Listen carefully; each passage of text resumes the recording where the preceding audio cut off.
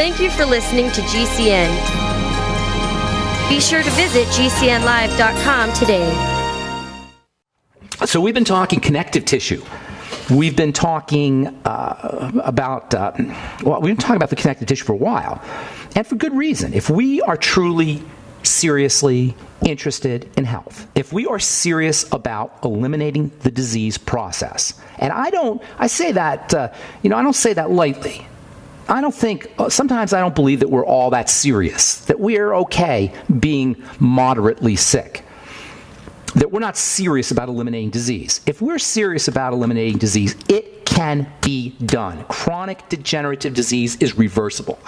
I know I haven't said that specifically, but I really want to emphasize this. If you are dealing with an autoimmune disease, if you are dealing with a degenerative disease of any kind, a chronic degenerative disease, that is a disease that's long-term, that isn't reversing, that's getting worse, it's degenerating, I want you to know this. And I'm going to say this as clearly as I can. It is in the body's nature to heal and reverse disease. Now, if you have 50 years of doing the wrong things, that means it's going to take a little bit of time. But you can reverse it. You can begin to reverse it right away. And if we're serious about it, we have to understand the nature of connective tissue, which accounts for some 33% of what makes us up. Somewhere around a quarter to a third of us is connective tissue. And not only does the connective tissue connect, obviously, it's connective tissue. Not only does it connect our individual parts together, our bones and our organs and our glands, not only does it hold our skin in place, but the connective tissue actually connects every one of the 100 trillion cells that make the body up. Connects everything together, connects each one of the cells to each other. That's amazing. You have one substance that connects each one of the 100 trillion cells in the body into one homogeneous whole. Do you think that makes the connective tissue important? You better believe it. The connective tissue, it's like all the cells are embedded in the connective tissue. All the organs, all the bones, all the glands, all the muscles, all the cells themselves are embedded in the connective tissue. It's kind of like when you buy something fragile, or you buy a pricey set of headphones, and it comes in a package with a foam, a foam insert that's cut out to fit the headphones. I'm not sure what that thing's called, actually. But there's like a foam insert, and it's carved out, and you put the headphones in the foam insert to protect the headphones. That's your connective tissue. Imagine all your organs in your body are like one of those precious set of headphones or electronics or whatever it is that's wrapped up in the foam. That's how every cell of the body is stuck into the connective tissue in that fashion. That makes the connective tissue incredibly important. The connective tissue covers all of our body, all of our components with a protective coating. The connective tissue links our bones together. It links our muscles together. No movement can occur without the connective tissue. The connective tissue is a form-fitting foam that all of our internal structures sit in like fruit in a Jell-O mold.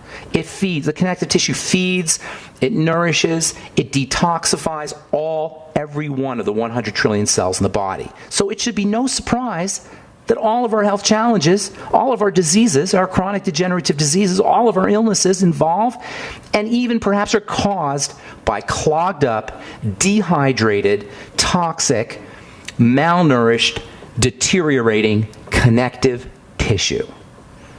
And we don't know this, and we're not taught this, because Western medicine is obsessed with separation.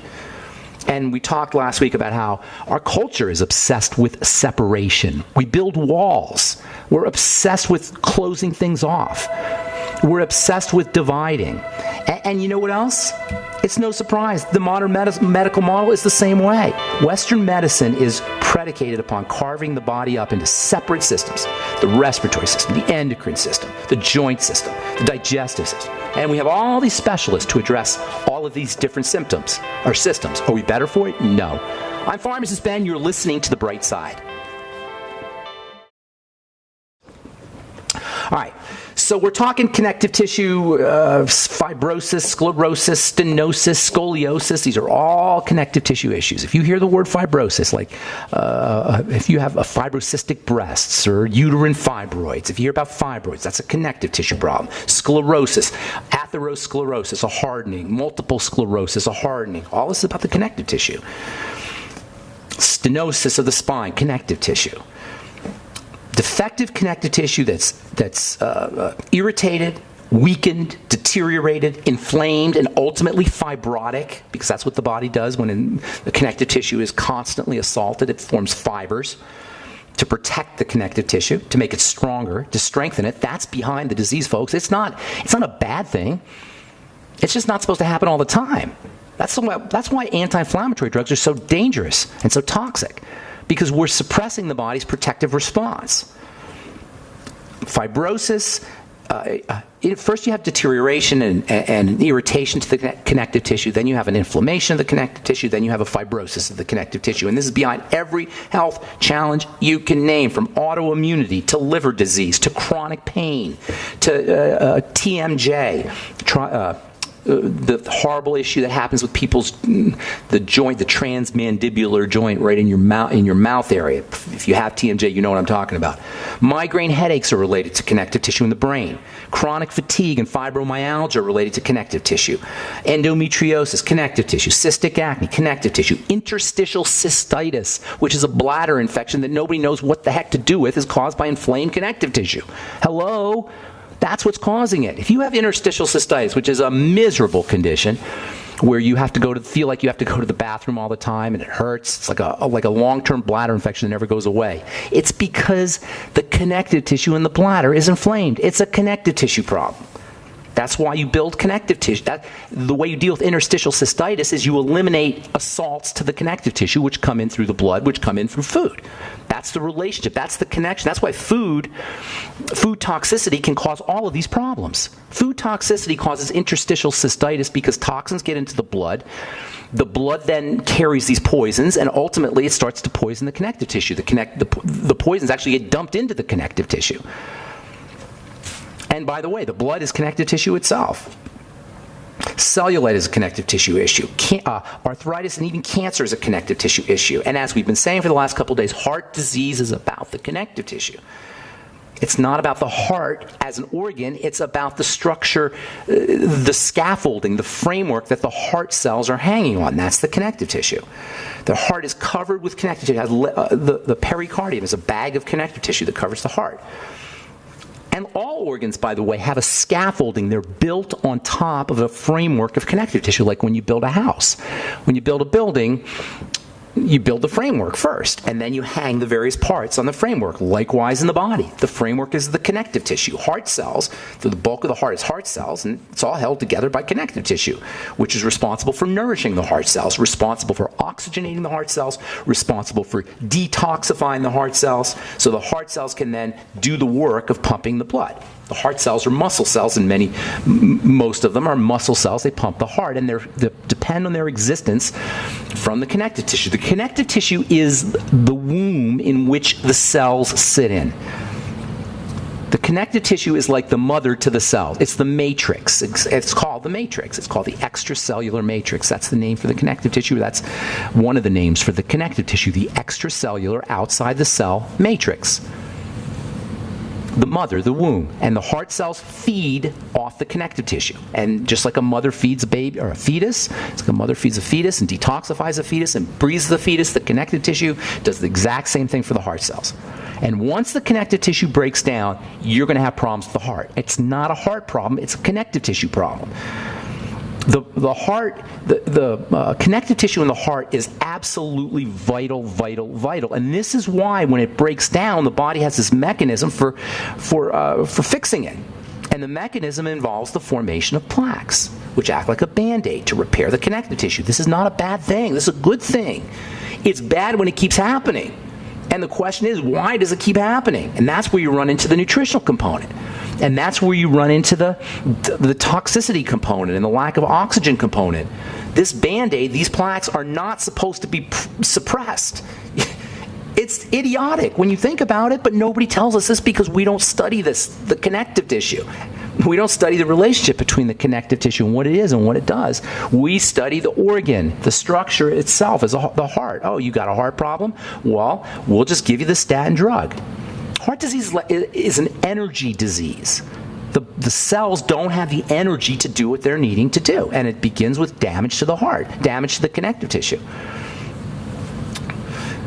The heart is as dependent on collagen and elastin and hyaluronic acid and all of the other components of the connective tissue as any other bodily organ or system. Now, certainly you've got a muscle problem eventually, and mechanics eventually are going to be involved, and there may be a blood pressure component, and there's certainly going to be a nutritional deficiency component. But really, at the end of the day, what you're looking at, at least to start, is broken down connective tissue. And as we said last week, one of the biggest reasons the connective tissue breaks down is because of sugar. Sugar is a major, major toxin to connective tissue. I'm Pharmacist Ben. You're listening to The Bright Side. We'll get your calls when we come back. And by the way, if you do have a health challenge, this is why connective tissue building substances like my bone broth protein, which you'll find at brightsidehealth.com, brightsidehealth.com, that's why that's such a valuable source of nutrition. Bone broth protein contains the amino acids required for building connective tissue. Glucosamine, bone broth itself, chicken. This is why bone broth is so powerful. Chicken broth, chicken soup, bone soup. I started talking about bone soup 15 years ago. 20 years ago. We learned about it in pharmacy school, the power of cartilage. Doc's been talking about the power of cartilage for decades. Dr. Wallach, he came, that's where he came up with the idea for the pig pack, because Dr. Wallach knew, as pharmacists are trained, that cartilage is extremely powerful as a healing substance that affects multiple systems, as a comprehensive healing substance. This is why bone broth is so powerful. It's a connective tissue building substance. When you have an opportunity to build connective tissue via food and nutrition, take it. If you're vegetarian, it becomes much harder. You can do it, it can be done, but you're depriving yourself of major connective tissue building substances, which tend to be found in animal foods. All right, 844-236-6010 is our number from Kanazawa University in Japan. Activation of extracellular signal-regulated kinase signal pathway. That just basically means the stuff around the cell, the extracellular matrix, by light-emitting diodes. They shine light on your wound, and connective tissue building is initiated. And doctors are mystified, according to this article in Lasers in Medical Science. Quote, irradiation by light-emitting diode, that's those LED lights that you see in tiny little book-reading lights, or lots of little devices have LED lights now. So they shine these LED lights, LED devices, on a wound, and the wound is stimulated. And, quote, the scientists say, its mechanism is still unknown. They don't know why light stimulates the production of connective tissue. Well, it turns out the connective tissue is a light-absorbing device. Yes, your connective tissue absorbs and emits light. Your connective tissue itself is a light-emitting diode, just like those little lights you see on your computers. Anywhere you see an LED light, that's what your connective tissue is. It's an LED light. It's a weak light, and they didn't really know about it. They hypothesized about it for a long time, but they didn't really know about it until about 30 or 40 years ago. The connective tissue is emitting light, and it's absorbing light. There are so many amazing things to the connective tissue. It's hard to even know where to begin, but it's suffice it to say, if you're dealing with a health challenge, that's one area that's the primary area you want to focus on. All right, like this one, Alzheimer's disease found to be a diabetic disorder of the brain. Surprise, surprise. Where have you heard that before? Researchers at Tohoku University, and that's in Japan, writing in the journal Molecular Psychiatry, have found a promising treatment for Alzheimer's disease by noticing a similarity in the way insulin works in the brain and in the pancreas of diabetic patients. There's a similarity to the insulin defect that diabetics have in Alzheimer's patients, and that should come as no surprise. Alzheimer's disease has been called type 3 diabetes. Why? Because sugar destroys tissue, particularly connective tissue. The brain has its own version of connective tissue. Technically, it's not connective tissue, but it's a supportive system. It's called glia, G-L-I-A. We're going to be talking about the glia. The glia are most of our brains. Most of the component of our brain is made up of this stuff. Nerve cells make up a small, maybe 10% of your brain is the nerve cells. The rest of the stuff is supportive. As you would imagine, the nerves in the brain being very, very important. If you ever saw a brain, I don't know how many of you guys have ever seen a brain either, I know they're plastic models of it, but you ever see an actual brain? I saw one on TV the other day. It's amazing that all of our reality is created by this thing. That's just an amazing idea. And it's one thing to think about, but if you actually see a brain, how does this thing do it? What is going on here? In any case, 10% of that thing is nerve cells. 90% of it is supportive. We talked earlier about migraine headaches. Do you know migraine headaches are a connective tissue problem? It's a sign of inflamed connective tissue. If you get migraine headaches, you got a problem with your connective tissue. If you got a problem with your connective tissue, that means something is affecting the way that connective tissue is getting nutriated. Something is affecting the way that connective tissue is getting oxygenated. Something is affecting the way that connective tissue is being detoxified. Migraine headaches are a connective tissue problem. I don't mean to, beat a dead horse here, but this is so important. All right, 844-236-6010. Truth Raider, what's going on, man? Good morning. Hey, Dr. Ben. Hey, I got to get this out really quick. Yeah. Behind my grocery store, they put out 2 or 3 containers of unsold food. And in those containers, you find all kinds of thrown away fruits and vegetables that barely have any damage to them. They might have a little mark, or they may be over their allotted time of freshness being on the floor, being in the grocery store. And in there, you talk about beyond tangy tangerine. I found at least 3 or 4 bags full of tangerines. And I bring them home. All right. So that's called dumpster diving. They call that dumpster dive. Are you telling? What are you saying here? Is that you just saying that's how you got your breakfast this morning? Well, I don't understand. This is a bit of truth to put out there in the world. Some best of things in life, as I said, the old cliche. Some of the great things in life are free. Okay, all right. Well, anyway, I use that as a supplement to my Beyond Tangy Tangerine, and it really expands the quantity of what I have. And what do you squeeze tangerine juice? Is that what you're saying? Well, yeah, that, and I could just eat the tangerine just as a food. Anyway, it's just a little side note there. Just a little okay, thank you for sharing that little tidbit of the life of Carl the Truth Raider. What's going on, though, man? How can I help you? I'm so upset about this. I'm happy, and I have respect that Billie Jean pulled her name out of it, but they were both teaming together, selling once again the pharmaceutical industry. Pushing. Oh yeah, Billie Jean King, you mean? Yeah, she got out of it.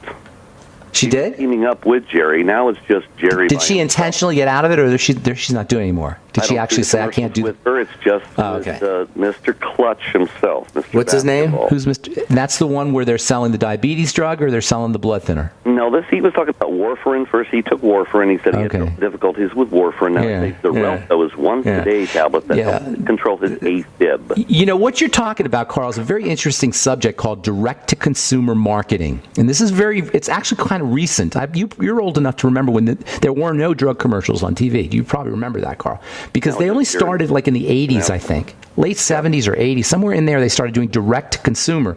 And that's when the commercials started to use the same techniques to sell their products. The drug commercials use the same techniques to sell the drugs that McDonald's used, and that Snickers used, and that car manufacturers used. That is, they use branding, they use slogans, they use jingles, they use cartoons.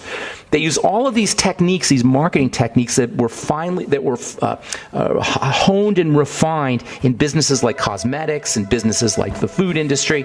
For decades, they started to apply these techniques, and it's so insidious, it is so nasty, but it creates a situation where where drugs get branded in people's minds. We get brand washed. That's the title of a book about how branding brainwashes us. Hang on, we'll finish up when we come back from our break. I'm Pharmacist Ben. You're listening to The Bright... All right, Truth Raider. Let's see, where were we? Truth Raider.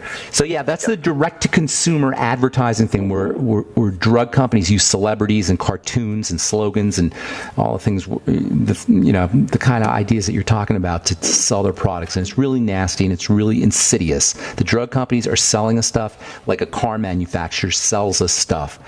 You want to be very skeptical about people who are selling you stuff. Ask questions.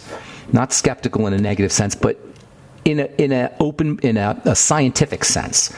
Ask questions. What is going on here? Is my depression really going to be taken care of, no matter how, by taking this prescription drug, regardless of how smiley faced the person is who's taking the drug? You ever notice how happy everybody is who's taking their drugs, Carl? The Truth Raider? They're always they're so happy, and they're strong. They're climbing mountains. They're jumping out of airplanes. These are strong, powerful people taking the drugs. You don't see the truth about who's taking the drugs and about what happens when you take the drugs. All right, man, I got to go. Anything else you want to add? The Truth Raider's role is to always expose and explain the truth. Thank you, Truth Raider. Have a beautiful day, buddy. All right, good to talk to you. Melody in California, welcome to the bright side. Hi, Ben. Hey, I have to tell you that your tooth treatment products really work. Thank you, I've had Melody. really good success, and I'm actually going to be buying some more for gifting myself for Christmas. Oh, you're sweet. I'll tell you what. Put a little note. Put a little note in your order, and I'll throw you in something special. Oh, thank you. All right. So my question is, I have not heard you, maybe you have, I haven't heard every single program, but I'm starting to get ridges on my nails, vertical ones, and I've always had really strong nails. They're growing really well. I do the collagen and all that. But what's about how old are you, Melody? How old are you? I'm in my 50s. Okay, here's the deal. Here's the deal, sweetheart. Okay. A good physician or a good skincare professional will always look at your nails first. The nails are the fastest growing visible tissue in the body. You could really see what's happening inside the body by looking at the nails. Nail problems always mean something's happening. Usually it involves nutrition and nutritional deficiency. And now that nutritional deficiency can be from nutrients or it could be from malabsorption of such nutrients. Or I should say it could be from nutrient deficiency or malabsorption of nutrients. You follow me? Both. Yes. Yeah. You got to address both those issues. First thing, you want to start pounding nutrients, especially the B vitamins and minerals, selenium, zinc, calcium. Just make sure you're getting enough of those. Magnesium. The second thing is, and you probably want to do this first, actually, now that I think about it, you want to do these together. I don't know which is more important. Do these together. Correct any digestive health issues. If it's that significant, you definitely have a digestive health issue somewhere. Does that sound familiar to you? I've been doing the... No, Melody, stop.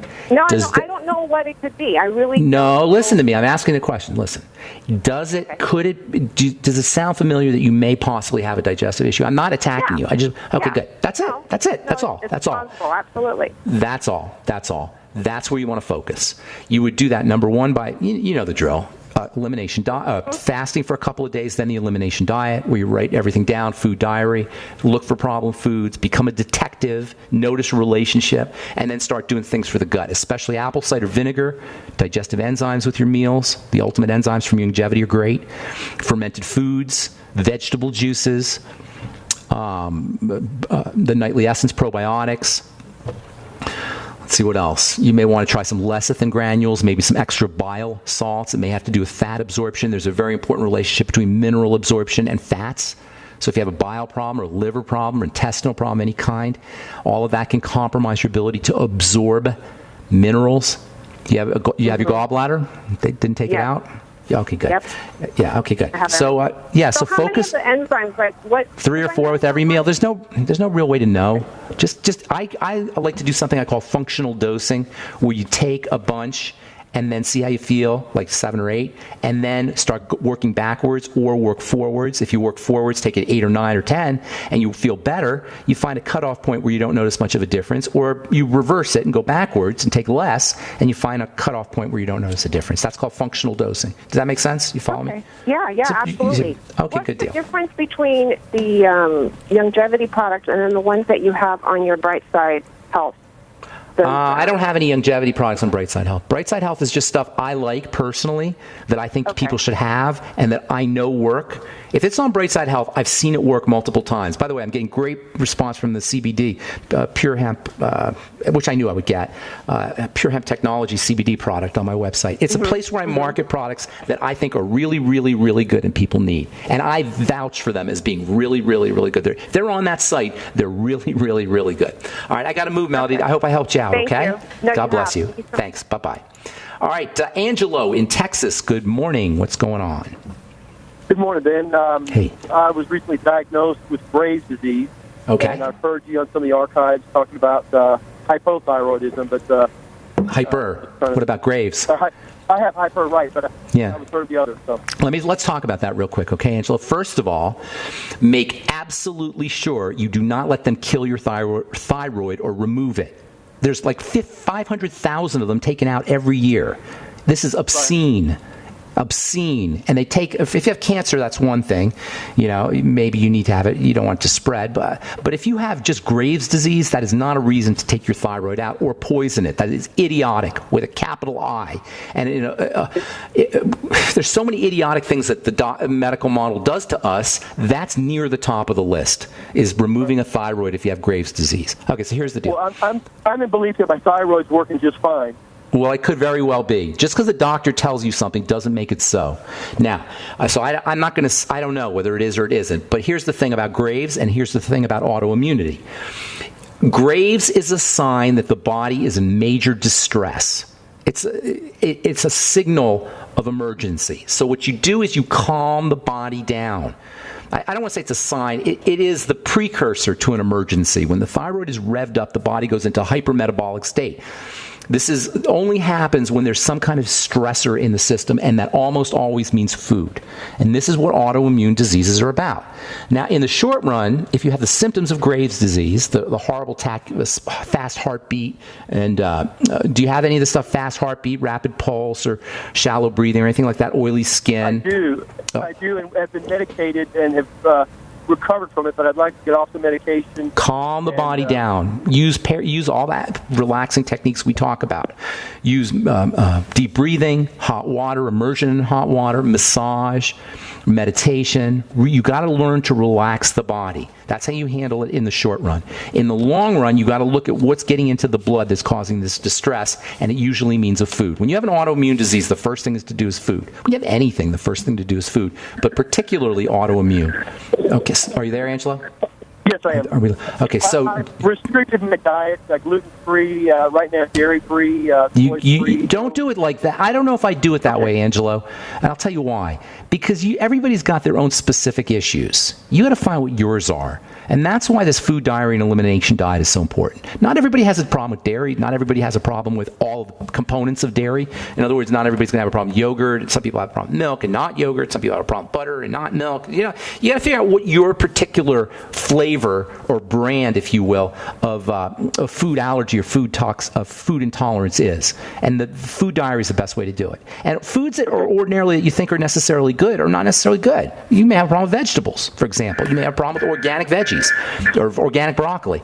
And as far as gluten-free goes, the problem with gluten-free is there's other components in flour that are a problem. Gluten's just one of them. Gluten's a family, and it's definitely an issue for a lot of folks, especially if you have autoimmunity. So look for your own particular problems, and then do all the things we talked about with Melody on our last call for supporting digestive health. All right, Angelo, I got to move. Thank you so much for your call, brother. Have a beautiful day, and hope we helped some folks out today. Check out my skin health products at truthtreatments.com, truthtreatments.com. And if you want to purchase any of our Brightside Health products, go to brightsidehealth.com. Take a look at the Pure Hemp Technologies product, our CBD oil, as well as our bone broth protein at brightsidehealth.com. All right, have a wonderful, awesome, spectacular day, my friends. I'm Pharmacist Ben. We'll talk to y'all later. Bye for now.